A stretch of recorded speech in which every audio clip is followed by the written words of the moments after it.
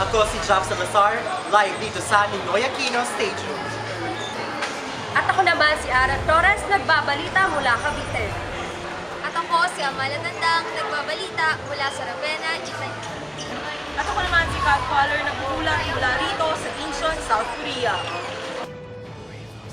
Ipinako ng Metro Knights ang dalawang sunod na pagkatalo nito nang napasungin ang pinakamatinding itong karibal at nang makukunan sa standings ang San Beda Red Lions sa score ng 50. Sa pinakamatinding na round, nagtala ang Knights ng 7-0 runs sa huling 4 na minuto ng third quarter at tinapos ito ang score ng 49-59. Nakatakda ang simula ng ikalawang round sa ika-21 Oktubre hanggang ika-6 na Disyembre.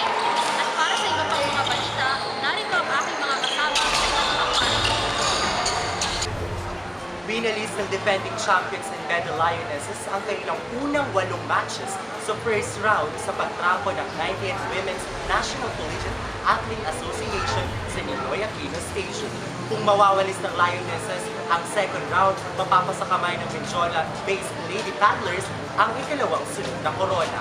Ako si Jav Salazar para sa Takbo Balita. Handang-handa na nga ang kupunan ng Pag-asa para sa nanalatig itong laban kontra Team Alapan sa 2014 Cavite Basketball Cup. Ina-assure tayo ng Team Pag-asa na makukuha pa rin nila ang titulo ngayong taon. Magaganap ang kanilang laban sa ganap na ika-2 ng hapon ngayong araw. At ako si Ara Torres, nagbabalita para sa Takbo Balita. Ang Philippine Army Dragon Boat Team ay nagbagi ng 2 ginto sa nakaraang 9th International Dragon Boat Federation Club Cruise World Championships sa Ravenna, Italy.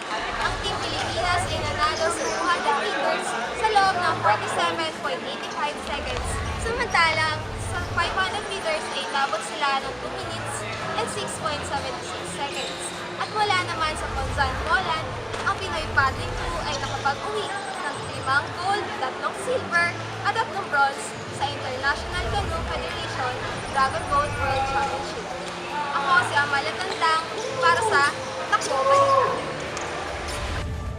Isang taon matapos matalo laban sa Iran sa ginanap ng FIBA Asian Championship, Gilas Pilipinas handa na namang makaharap ang kupunan ng Iran. Agad na nakasiguro ng pwesto sa quarterfinals ang Pilipinas matapos silang natalo ang India noong nakaraang Martes sa ginaganap na 17th Asian Games sa South Korea. Bagamat nakaselyo na ang Silya sa susunod na labanan, ito na lamang ang pagkakataon ng Gilas Pilipinas upang makabawi laban sa Iran. Ako si Kat Faller, narito nagbubulat mula sa South Korea para sa Takbo Balita.